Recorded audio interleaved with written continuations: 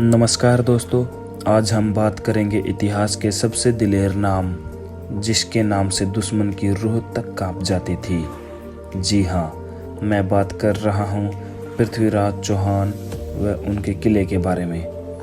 उनके अपने समय में शत्रु उनके नाम से ही कांपते थे।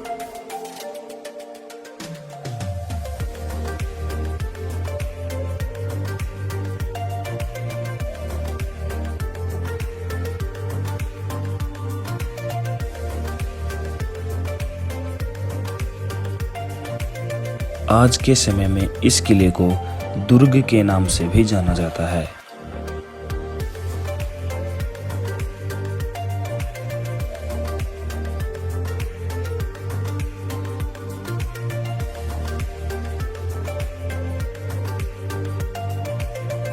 पृथ्वीराज चौहान का जन्म राजस्थान के अजमेर जिले में 1166 ईस्वी में हुआ था।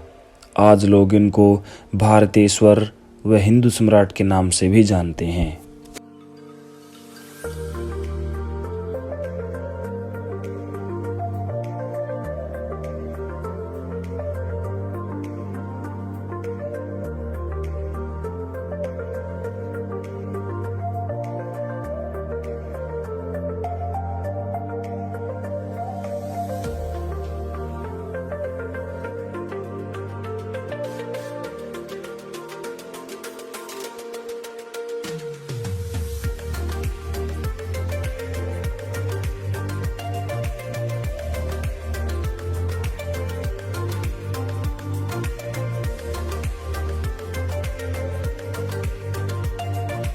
पुरातत्व विभाग के अनुसार महल का ये खूबसूरत हिस्सा घुड़शाला है, जहां पर उनके घोड़ों को रहने का स्थान था।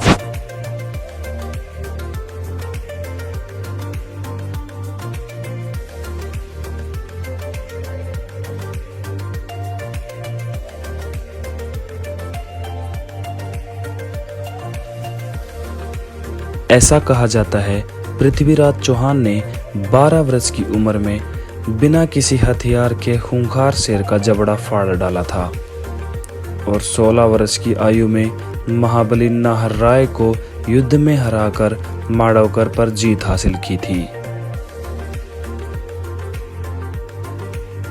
सम्राट पृथ्वीराज चौहान 1166 ईस्वी में अजमेर की गद्दी पर बैठे और केवल 3 वर्ष के बाद 1169 में दिल्ली के सिंहासन पर बैठकर पूरे हिंदुस्तान पर राज किया था।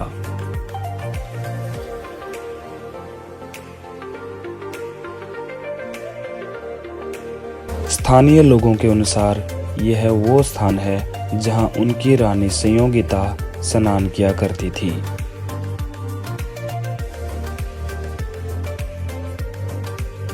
पृथ्वीराज चौहान की 13 पत्नियां थीं।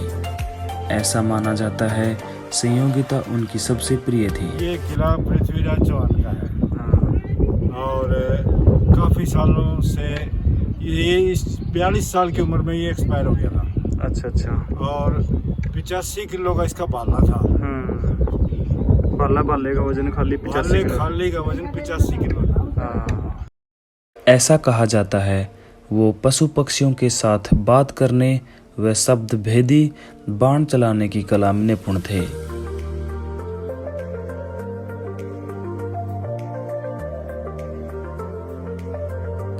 ऐसा माना जाता है ये जगह मामा भांजा की दरगाह के नाम से जानी जाती है। इसका संबंध मोहम्मद गौरी से है, जो पृथ्वीराज चौहान से लगातार 16 बार युद्ध हारे थे। उसी ने इस किले के बहुत सारे हिस्सों को तुड़वा कर मकबरे व दरगाहें बनवाई थी।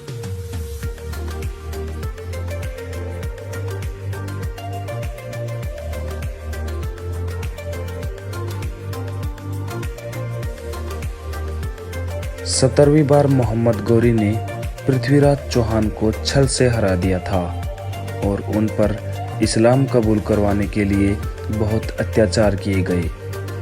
ऐसा माना जाता है उनकी आंखें तक फुड़वा दी गई, परंतु उनसे मोहम्मद गौरी इस्लाम कबूल नहीं करवा पाए।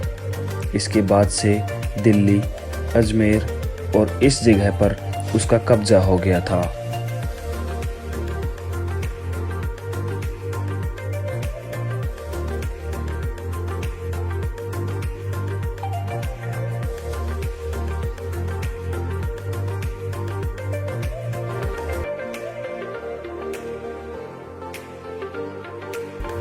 स्थानीय लोगों के अनुसार 1985 के दौरान बाढ़ आई थी, जिसने किले का ढांचा बदल कर रख दिया था।